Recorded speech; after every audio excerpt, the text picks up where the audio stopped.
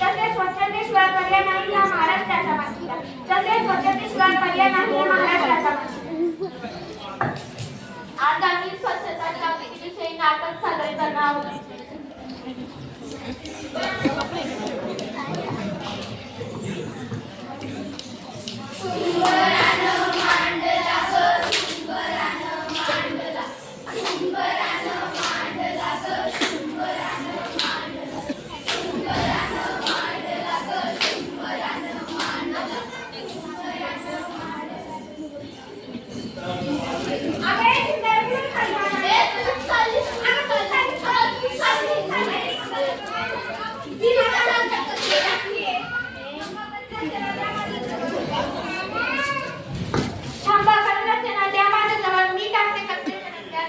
आपण स्वच्छता ठेवली तर आपलं गाव पण स्वच्छ राहील.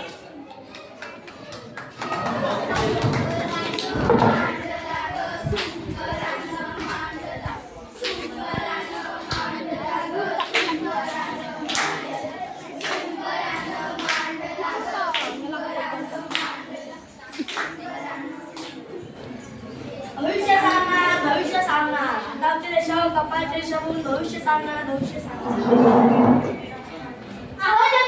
माझं मी भविष्य सांगतो की माझं नाव गणपतराव, पण मला गावातले पोरं म्हणतात गण्या. अरे तुझं भविष्य म्हणायचं आम्ही बघाव. आता हे तुझ्या हातावरचे सगळे रेषा मिटून गेले. भविष्य म्हणायचं ना आम्ही बघतो. या वर्षी तू 4 मुलांच्या खात्यावर बालकात जाणार आहेस.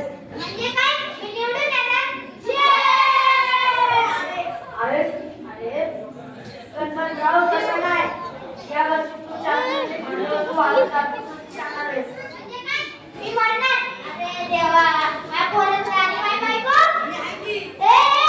तसं नाही रे, तुझं बायकोचं भविष्य बनणार. सांग तू तुला समजणार आहेस. पाण्याची गरज झाल्यामुळं हवा प्रदूषित झाली. उन्हाळ्यात हवा प्रदूषित झाल्यामुळं तू आता तू म्हणणार.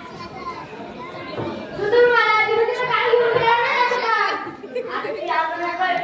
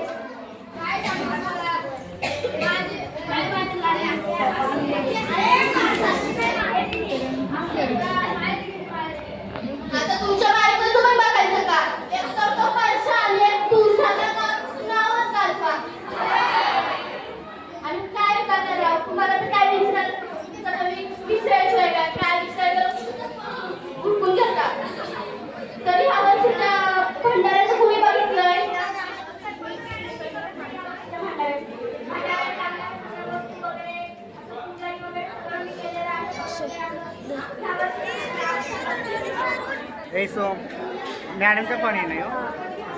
हां